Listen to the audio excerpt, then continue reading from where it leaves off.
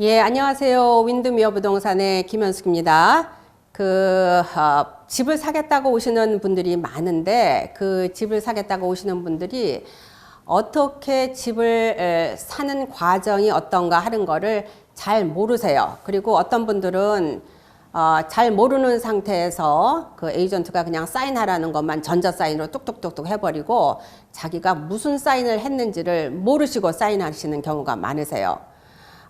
미국에서는 알아야지 남한테 속지를 않는다고 하니까 제가 이런 바잉 스텝이란 거, 미국에서 집을 살 때에 어떤 과정을 거쳐서 집을 사야 되고 어떤 조건을 붙여서 오퍼를 내야 되는가 하는 거를, 이거는 굉장히 중요한 얘기예요. 그거를 머리에다가 잘 숙지를 하시고 집을 사시기 바랍니다. 제가 한 미국에 온 지 15년 만인 2000년대에 집을 샀는데, 저도 사실 미국에서 집을 어떻게 사는지 아무것도 모르고 그 에이전트한테 알아서 사주세요. 알아서 사주세요. 그랬더니 이분이 그냥 설명도 안 하고 그냥 사인만 이렇게 하라 그러더라고요. 그 사인만 했죠.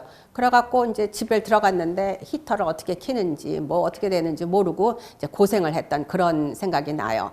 그래서 여러분들이 이제 집을 꼭 사실 때에 오퍼를 낼 때에 이제 우리가 예를 들어서 한번 이렇게 보죠. 뭐랄까, 내가 80만 불짜리 집을 산다라고 생각을 하시고 계약금은 보통 한 2 내지 3% 내시면 돼요. 그러면은 한 2만 불 정도 계약금을 낸다라고 해서 셀러하고 바이어하고 이제 그 합의가 되기 전에 내가 오퍼를 쓰는데 반드시 넣고 집어넣어야 될 것이 3가지, 바이어를 프로텍트 해주는 3가지 조건 조항이 있어요. 가장 중요한 것은 인스펙션 컨틴전시. 내가 이 집을 인스펙션을 해서 10개를 고쳐달라고 했을 때 주인이 나는 5개밖에 안 고쳐주겠어. 이럴 경우에 바이어는 2만 불 갖고 나올 수가 있어요. 아니면 5개 중에서 셀러가 그럼 나는 셀러가 3개만 고쳐줄게 했을 때 그거를 바이어가 억셉트를 하는 방법도 있어요. 아니면 돈 5천 불 줄게, 알아서 네가 고쳐. 그거를 이제 그 바이어가 그 조건을 수락을 할런지 아니면 리젝트를 할런지는 바이어가 선택하셔야 되는 거죠. 보통 인스펙션 컨틴전시는 5일 내지 10일 동안에 하시면 돼요. 그때 사이에 인스펙션을 해서 인스펙션에서 내가 고쳐달라고 하는 것을 리스판드 하는 게 10일 안에 하셔야 된다는 얘기예요. 그 다음에 중요한 것이 파이낸싱 컨틴전시예요. 내가 융자가 안 나오면 이 집을 안 산다 라는 조건을 거셔야 돼요. 이거는 어떤 경우에는 내가 괜찮은 직장에 다녔는데 마지막에 이제 클로징 하기 전에 레이오프 당하는 경우도 있고, 이러저러한 조건으로 상황으로 내가 집을 융자를 못 받을 경우에는 이런 계약금을 갖고 나오실 수 있는 조건을 집어넣어요. 파이낸싱 컨틴전시.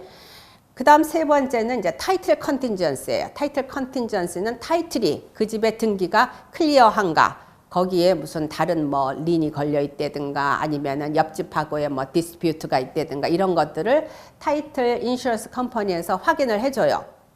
그래서 타이틀 컨틴전시는 대개 이제 5일 안에, 내가 받고 나서 5일 안에 그거를 리뷰를 해서 마음에 안 들면은 턴다운을 시킬 수가 있어요. 그러면 다시 2만 불을 갖고 나올 수가 있어요. 그렇지만 타이틀 컨틴전시는 타이틀 인슈런스 컴퍼니에서 그 집을 팔 수 있는 마케터블한 타이틀이 아니면 집을 클로징을 못해요. 그래서 보통은 이제 타이틀 컨틴전시는 웨이브를 하는 경우가 많죠. 그렇지만 기본적으로 3개는 꼭 집어넣고 오퍼를 넣어야지 바이어를 프로텍트 하는 것이다. 자, 이런 얘기 보시면 돼요. 예, 근데 제일 어떤 분들이 이제 바이어가 나가 그러면은 오퍼 넣어서 집 클로징 할 때까지 얼마나 시간이 걸려요? 이제 이렇게 물어보세요. 대강 30일이에요. 30일인데 캐시 오퍼인 경우에는 뭐 15일 내도 클로징 할 수 있고 뭐 20일 내도 클로징 할 수 있지만 대개 이제 30일 내에 클로징 한다고 보시면 돼요. 자, 그래서 제일 먼저 내가 집을 사려면 준비하셔야 될 게 뭔가 보면 렌더를, 융자 오피서를 정해서 내가 융자를 다운을 20% 다운하고, 아까 80만 불인 경우에 16만 불을 다운을 하고 나머지 64만 불을 융자를 받을 수 있다라고 하는 프리어프럴 레터를 융자 사전 승인서라고 그러죠. 이거를 렌더한테 받으셔야 돼요.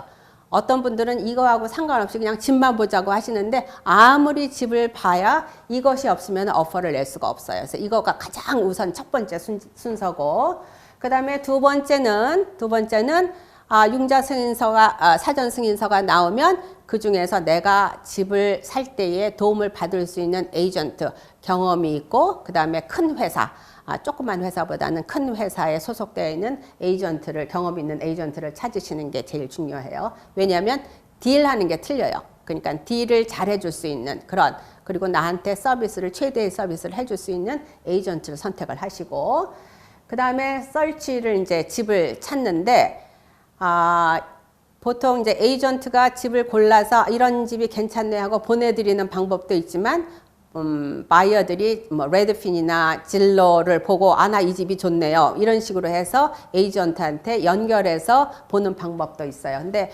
올해 1월 1일서부터 법이 바뀐 게 뭐냐면, 모든 바이어들이 이 서류를 작성을 해야 돼요. Buyer Broker Service Agreement라고 하는, 이거는 뭐냐면 Buyer Broker Service Agreement에 사인을 하셔야지 집을 보여주고, 나하고 바이어 에이전트하고 당신하고 뭐 30일이나 60일이나 90일 동안 당신을 익스클루시브로 나의 바이어 에이전트로 내가 하이어해서 집을 본다라는 서류가 있어야지 이게 그 다음 단계가 진행이 되는 거예요. 그래서 지금은 내가 A 에이전트하고 뭐 한 달 동안 다니다가 아무런 소리 없이 B 에이전트를 선택해서 다닐 수가 없어요. 그러니까 A 에이전트하고 다닐 때 계약을 해야 되는 거예요. 사인을 하셔야 되는 거예요. 요거는 특별하게 알아두셔야 되고. 자, 그래서 이제 집을 어떤 좋은 동네에 이제 내가 마땅한 집을 찾았어요. 그러면 이제 오퍼를 넣죠? 오퍼를 넣었어요. 오퍼를 넣고 셀러하고 바이어하고 합의가 됐어요. 가격, 그 다음에 다른 조건들이 다 합의가 됐어요. 그거를 mutual accept라 그래요. 계약이 됐다는 거. 여기서부터 이제 시계가 똑딱똑딱 움직이는 거예요. 여기서부터. mutual accept부터 날짜, 계산.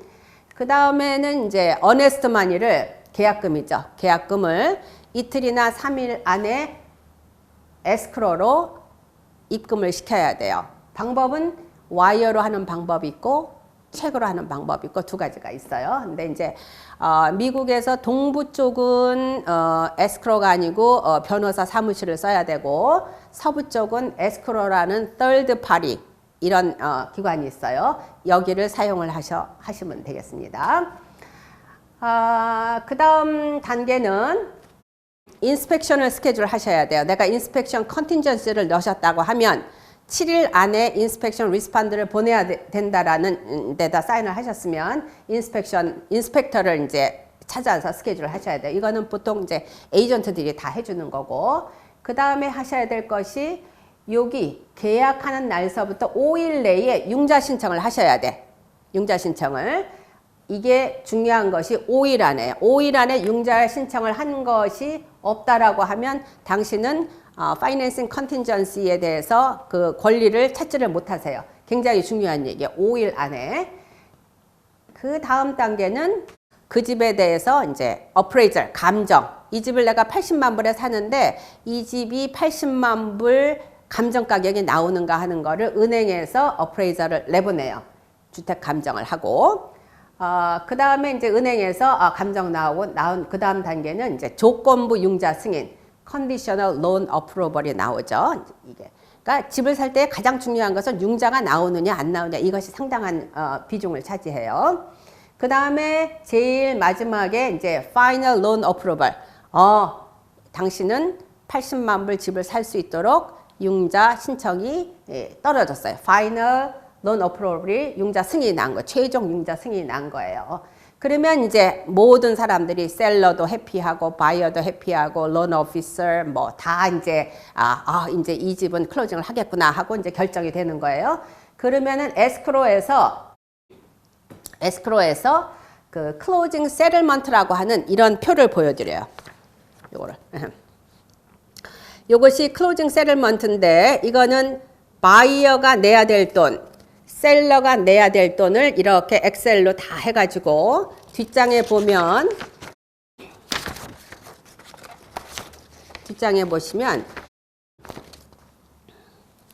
바이어가 가져가 와야 될 돈, 클로징 할 때에. 그 다음에 셀러가 클로징하고 가져갈 돈. 이것이 다 계산이 돼 있어요. 그럼 이거를 이제 에이전트가 리뷰를 하고 별 문제가 없으면은 오케이, everything fine 하고 이제 얘기를 하는 거죠.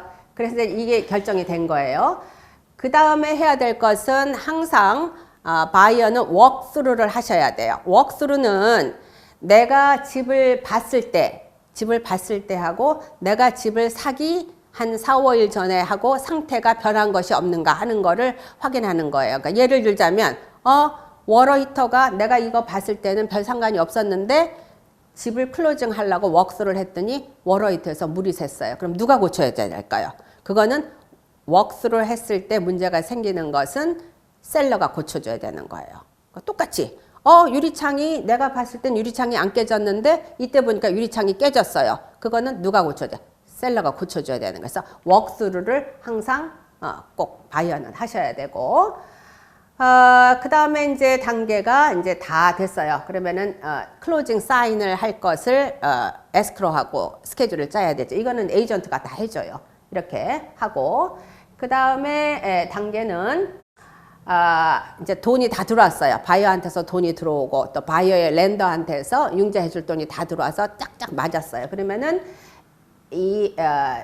또 에스크로에서는 카운티로 뭐 스노우미시 카운티면 스노우미시 카운티 아니면 킹 카운티면 킹 카운티로 릴리스트 레코드를 하는 거예요. 그러니까 소유권을 이전하기 위해서 레코드를 내보내는 거예요. 그래서 레코딩 넘버가 나와요. 그러면 당신의 등기 넘버는 이거다라고 레코딩 넘버가 나와요. 그러면 이제 이 셀러 에이전트가 우리가 레코딩 넘버 나왔으니까 키는 어디다가 숨겨뒀어. 그러고서 그러면은 이제 바이어 에이전트가 키를 찾아가지고 이제 바이어에게 이제 키를 넘겨주면 이제 바이어가 그 집에 들어가서 이 집은 이제 내 집이 됐네 하고 이제 컨그레츄레이션을 하는 거죠.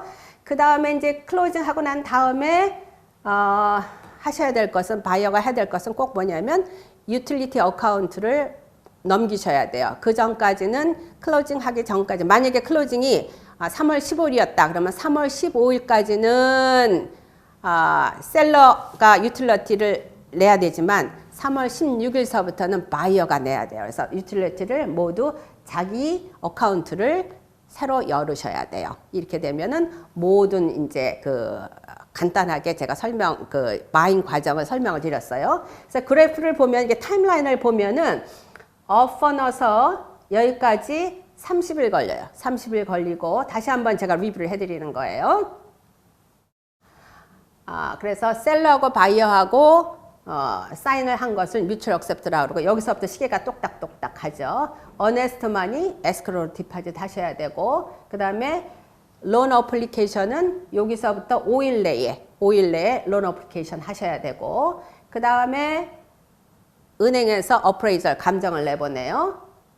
그리고 바이어는 인스펙션을 하셔서 인스펙션 리스펀드를 5일 내지 10일 안에 셀러한테 보내야 되고 그리고 모든 게 융자가 나왔고 이제 클로징 할 준비가 됐다라고 연락을 받으면 클로징 하기 한 3일 내지 5일 전에 워크스루 하시고 그 다음에 클로징 사인을 하시는데 클로징 사인 할 때에 남은 잔금을 와이어로 보내는 방법이 있고 캐셔스 책으로 보내는 방법이 있고 두 가지 중에 하나가 있어요. 근데 와이어보다는 캐셔스 책이 안전하죠. 근데 그거는 이제 그 에이전트하고 상의하셔서 하시면 되겠습니다. 그래서 클로징 하고 난 다음에 하시는 것이 유틸리티 어카운트를 이렇게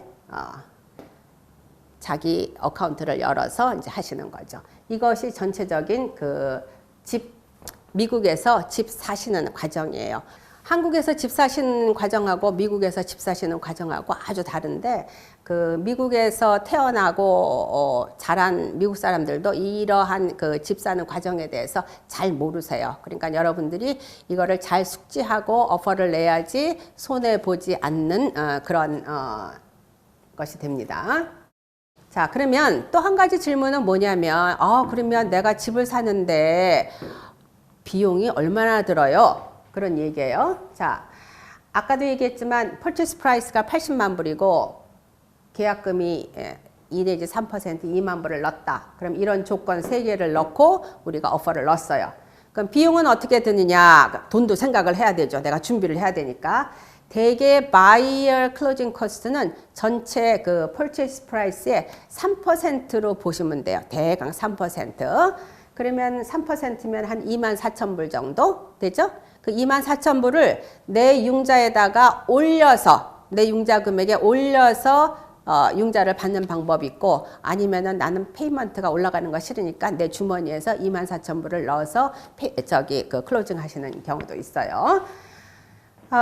이 3% 중에서 가장 많은 부분이 융자 비용이에요. 1%. 대개 1%가 융자 비용에 들어가는데 뭐 loan origination fee, processing fee, underwriting fee, 뭐 크레딧 이러한 복잡한 것들인데 이거는 이제 loan officer가 다 설명을 해줘요. 그래서 나머지는 누구나 다 내야 돼요. 집을 살려면 에스크로하고 타이틀 비용, 에스크로 비용, 타이틀 인슈런스 비용, 프로세싱 비용, 와이어 피 집어넣어야 되고 그리고 이제 또 하나는 리저브 디포짓이라 그래요. 홈 인슈런스를 1년치 리저브 할 것을 미리 내야 되니까 선납하는 거죠. 내야 되는 거. 그 다음에 프로퍼티 텍스 이런 거, 홈오너 어소시에이션 듀 같은 거 이런 것들을 이제 그 리저브 디포짓 해놓는 거. 그래서 토탈 바이어가 들어가될 돈은 한 3%로 준비를 하시면 되겠습니다. 예, 그리고 이제 집을 미국에서 집을 보실 때에 어떤 사람들은 그냥 막 현관으로 들어가서 부엌이 이쁘게 생겼네 뭐 어떻게 근데 이렇게 얘기를 하시는데 그거보다는 건물 그러니까 건물 그 구조라든가 아니면은 건물의 상태라든가 루프 이런 것들이 안전하게 되어 있는가 하는 것들을 보시는 게 더 중요해요. 여러분들이 집을 보실 때에 어떠한 5가지, 6가지를 기본적으로 먼저 보셔야 돼요. 그래서 그거를 한번 보시면서 집을 보실 때에 항상 염두에 두시면 감사하겠습니다.